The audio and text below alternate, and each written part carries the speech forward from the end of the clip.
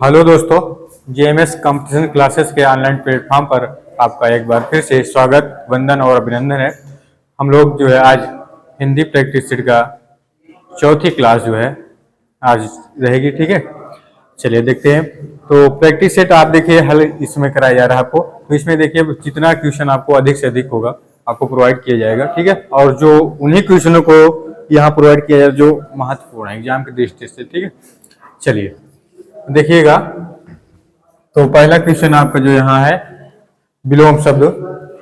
तो विलोम शब्द कह रहा है नीचे दिए गए जो शब्द हैं तम, ठीक है, इसका जो है अपोजिट आपको बताना है। विलोम शब्द विपरीत शब्द। तो तम, तम का अर्थ क्या होता है? तम का तो क्या होगा भाई? अंधेरा या अंधकार।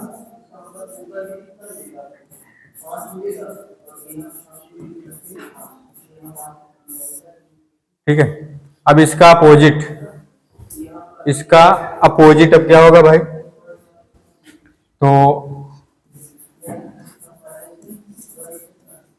प्रकाश। तो तम का विलोम शब्द क्या हो जाएगा भाई? विलोम शब्द जो होगा वो प्रकाश होगा। तो आपका यहां से देखिए क्या होगा? प्रकाश। देखिए तमगा, तमगा तो यहाँ तम मतलब अंधेरा ही होगा, गा मतलब गमन करने वाला। ठीक है, तो अंधेरे में गमन करने वाले कौन होते हैं भाई? निशाचर, दैत्य। ठीक, वो तेज ये तो होगा नहीं। फिर है तिमिर, ये भी तम का ही पर्यायवाची शब्द है। ठीक है, अंधेरे का।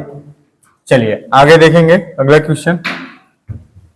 रिक्त स्थान को भरने के लिए उपयुक्त शब्द का चयन करें कह रहा है। ठीक है, रिक्त स्थान को भरने के लिए उपयुक्त विकल्प का चयन करना है। तो कह रहा है यहाँ पास कालिदास कवियों डॉट डॉट डॉट श्रेष्ठ हैं।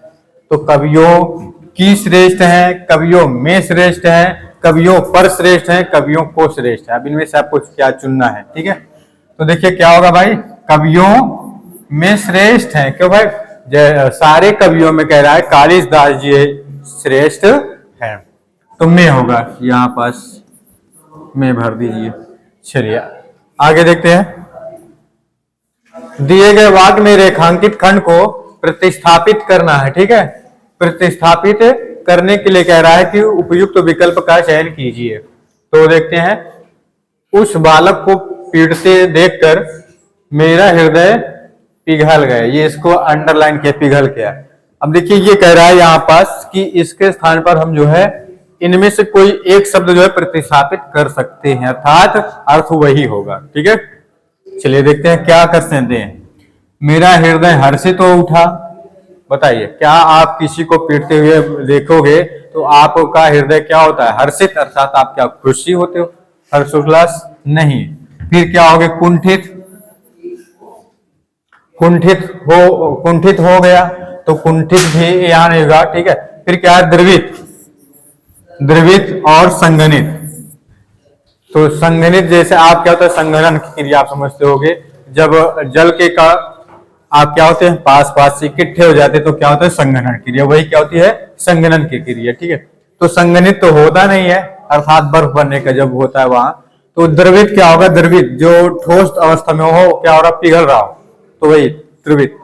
तो अर्थात आपका क्या होगा? तीसरा ऑप्शन यहाँ सही होगा कि उस बालक को पीटते देखकर मेरा हृदय द्रवित हो गया। द्रवित हो गया या फिर पिघल गया, दोनों एक ही है। तो हम इसके स्थान पर हम जो है द्रवित हो को लिखेंगे। ठीक है, ये चलिए आगे। दिए गए वाक्य का वह भाग ज्ञात करें जिसमें कोई त्रुटि है। इसमें वाक्य दिया गया है और ये भाग दिए गए हैं 4। इनमें से कह रहा है कि एक भाग में त्रुटि है, आपको उस भाग को चुनना है। चलिए, doctor Abdul Kalam, doctor APJ Abdul Kalam और मिसाइल एक दूसरे के पूरक हो गया है। हो गया है कह रहा है। ठीक है, तो अब देखते हैं क्या पूरक हो गया है और मिसाइल डॉक्टर अब्दुल कलाम एक दूसरे। तो इनमें से आपको किसी एक को चुनना है। तो देखेंगे आप इसको पूरे वाक्य को फिर से एक बार सही से पढ़िए और ये देखिए क्या सार्थक वाक्य बन रहा है, अर्थात बोलने में, पढ़ने में। ठीक है, डॉक्टर एपीजे अब्दुल कलाम और मिसाइल एक दूसरे के पूरक हो गए हैं, ये होगा, ना कि हो गया है। ठीक है, तो क्या होगा भाई, यहां गए हैं। तो गलती कहां है आपके, इस भाग में गए हैं। अब ये कहां है, ये, तो पहला भाग सही हो गया, पहला ऑप्शन ही आपका ये सही हो गया। ठीक है, चलिए आगे देखते हैं। दिए गए शब्द का विलोम शब्द चुने। तरुण, इसका विलोम शब्द बताना है आपको, तरुण का।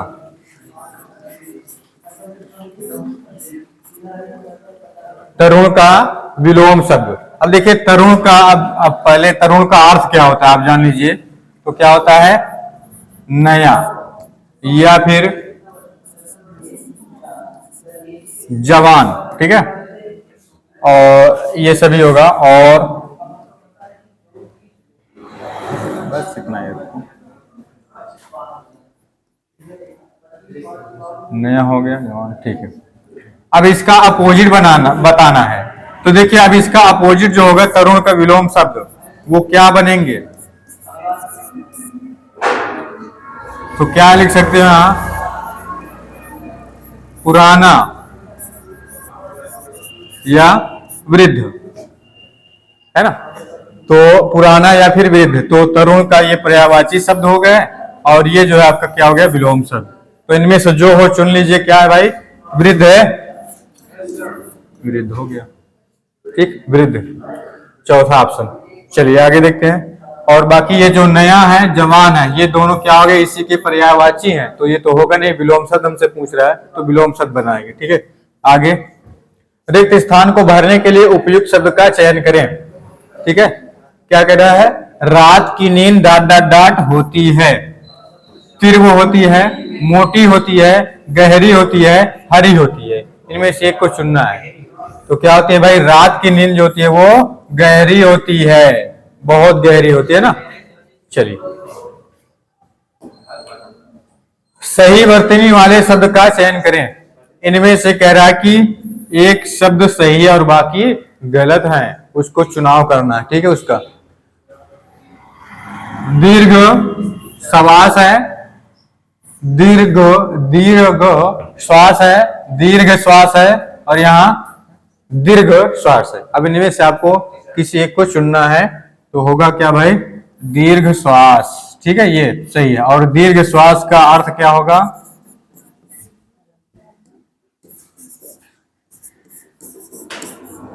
दीर्घ श्वास।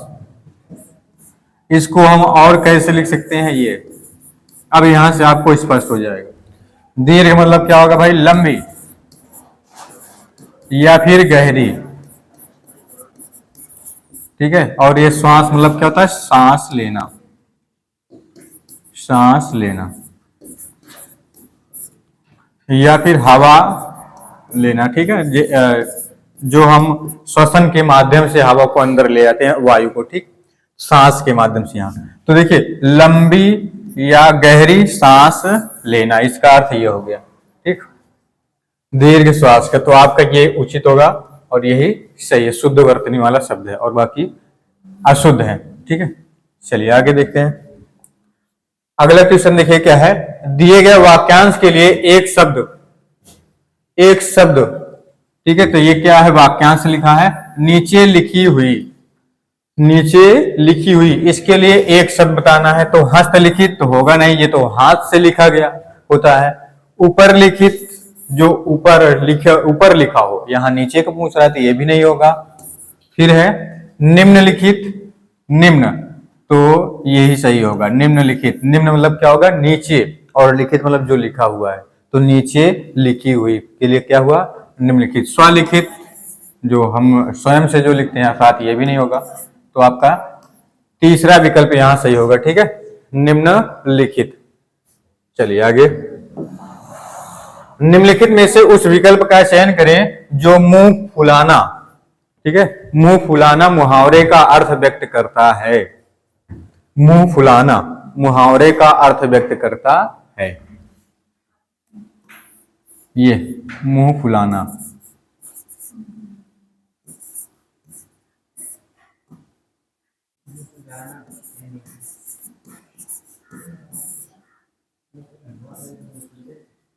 चलिए देखते हैं। मुंह फुलाना, जैसे आप लोग जो है, आप लोगों कहते हो किसी भी कि आप क्यों मुंह फुलाए बैठे हो, ठीक है, मुंह फुलाए, या आपके घर में बड़े भाई बहन आपको किसी वजह से नाराज होते हो तो क्या कहते हैं, आप क्यों मुंह फुलाए बैठे हो, ठीक है। अब देखिए नाराज होना अर्थात क्या होगा भाई, गुस्सा या फिर नाराज, या फिर क्या होगा, अप्रसन्न। आप प्रसन्न नहीं हो तो तभी तो होगा ना, जब आप प्रसन्न नहीं होते हो तो फिर क्या करते हो, आप प्रसन्न होते हो तो फिर मुंह लटकाए बैठे, मुंह फुलाए बैठे रहते हो, ठीक है। तो क्या होगा भाई, अप्रसन्न होना। कहाँ है भाई, ये अप्रसन्न होना, ठीक है। चलिए आगे देखते हैं। आ गया गद्यांश। अब आपको यहां से गद्यांश सुनना है। गद्यांश देखिए क्या कह रहा है, निम्नलिखित गद्यांश रिक्त स्थानों की पूर्ति गद्यांश के नीचे दिए गए प्रश्नों के अनुसार कीजिए। तो आज के समय में लड़का लड़की एक है, एक डॉट डॉट डॉट है, फिर है आज अगर कोई ये मानता है कि लड़की कुछ नहीं कर सकती और लड़का सब कुछ कर सकता है तो वह इंसान डॉट डॉट डॉट है। फिर है आज का समय पहले की तरह नहीं जहां लड़कियां को सिर्फ घर का काम और बच्चों को संभालने की डॉट डॉट डॉट दी जाती है, और ये माना जाता है कि इसके अलावा लड़कियां और कुछ नहीं कर सकती। अब लड़कियां लड़कों के कंधे से कंधा डॉट डॉट डॉट काम करती हैं। अब सरकार और समाज ने दोनों को डॉट डॉट डॉट का दर्जा दिया है, ठीक है। तो ये आपका पैसेज है। अब इसको हम जो है क्वेश्चन देखते हैं इसका। ये क्वेश्चन है, कह रहा है कि गद्यांश में संकेतिक रिक्त स्थान एक के लिए उपयुक्त शब्द का चयन करना है। तो समान है, अभिन्न है, ये देखिए सामान, समान, भिन्न। अब इनमें चारों में से आपको चुनना है। तो पैसेज देखिए फिर से, यहां आज के समय लड़का लड़की एक समान है, ठीक है, समान अर्थात बराबर, यही तो होगा ना, यहां समान। तो इसमें से अब कौन सा विकल्प सही होगा, तीसरा। आगे चलते हैं। गद्यांश में सांकेतिक रिक्त स्थान दो के लिए उपयुक्त शब्द होगा, ठीक है, दो के लिए। सही है, गलत है, आदर्श है, उचित है। सही, आदर्श, गलत और उचित, इन चार विकल्पों में से एक आपका सही है, उसको चुनना है, ठीक है। तो आपको फिर से पैसेज दिखाते हैं। पैसेज ये है, आज अगर कोई ये मानता है कि लड़की कुछ नहीं कर सकती और लड़का सब कुछ कर सकता है तो वह इंसान क्या होगा भाई, आदर्श होगा कि उचित होगा कि जो है गलत होगा या फिर सही होगा। तो क्या भाई, वह इंसान गलत है, वह इंसान गलत है, ये हो गया, गलत है। तो विकल्प कौन सा सही होगा, आपका दूसरा, ठीक है, दूसरा गलत, दूसरा सॉरी सही है और बाकी गलत है।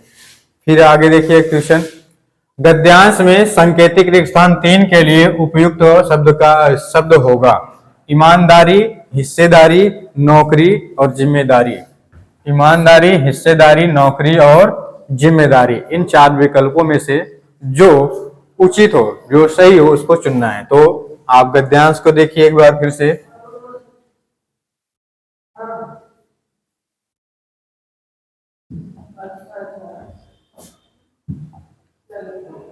आज का समय पहले की तरह नहीं जहां लड़कियां को सिर्फ घर का काम और बच्चों को संभालने की क्या दी जाती है, बताना है। यहाँ क्या दी जाती है बताइए, हिस्सेदारी, जिम्मेदारी, या फिर जो है ईमानदारी, और आपका अगला जो देखोगे ईमानदारी और है नौकरी। इनमें से क्या दी जाती है, तो बताइए क्या दी जाती है भाई, जिम्मेदारी दी जाती है, जो जिम्मेदारी दी जाती है, ये कह रहा है। चलिए तो यहाँ जिम्मेदारी भरिएगा और जिम्मेदारी ऑप्शन यानी चौथा विकल्प सही होगा। फिर है गद्यांश में सांकेतिक रिक्त स्थान चार के लिए उपयुक्त शब्द होगा। गद्यांश चार में कह रहा कि सर्वाधिक उपयुक्त शब्द होगा? हटाकर, लगाकर, मिलाकर, टकराकर। हटाकर, लगाकर, टकराकर और मिलाकर, इन चारों में से कौन सा विकल्प शुद्ध होगा? तो पैसेज को एक बार फिर से आप लोग देखिएगा। क्या कह रहा है कि और ये माना जाता था, और ये माना जाता था कि इसके अलावा लड़कियां और कुछ नहीं कर सकती। अब लड़कियां लड़कों के कंधे से कंधा, तो क्या होगा? टकराकर कि मिलाकर या फिर हटाकर? तो क्या होगा भाई? मिलाकर, यही तो होगा ना, कंधे से कंधा मिलाकर, मिलाकर काम करती है, काम करती है। ठीक है, तो यहां क्या होगा? मिलाकर। तो ऑप्शन अब देखिएगा, ऑप्शन तो यहां कहा है भाई ऑप्शन? ये तीसरा विकल्प आपका सही हो गया। तीसरा विकल्प सही हो, मिला करके। फिर आगे चलते हैं, अगला क्वेश्चन। गद्यांश में सांकेतिक रिक्त स्थान 5 के लिए उपयुक्त शब्द होगा। 5 के लिए उपयुक्त शब्द होगा कह रहा है। विशिष्टता, बराबरी, असमानता, समीपता। विशिष्टता है, बराबरी है, असमानता है और समीपता है। अब इनको जो है यहां देखिएगा पैसेज। अब सरकार और समाज ने दोनों को डॉट का दर्जा दिया है, तो किसका दिया है बताइए? बराबरी का होगा ना भाई, बराबरी का। तो अब विकल्प देख लीजिए आप। विकल्प ये दूसरा विकल्प आपका ये दूसरा विकल्प यहां से सही हो गया। ठीक है, चलिए बस आज इतने क्वेश्चन थे, और नेक्स्ट क्लास में हम और क्वेश्चन आपको लेकर समझ से प्रस्तुत होंगे। ठीक है, और वीडियो देखने का बहुत बहुत धन्यवाद। जय हिंद, जय भारत।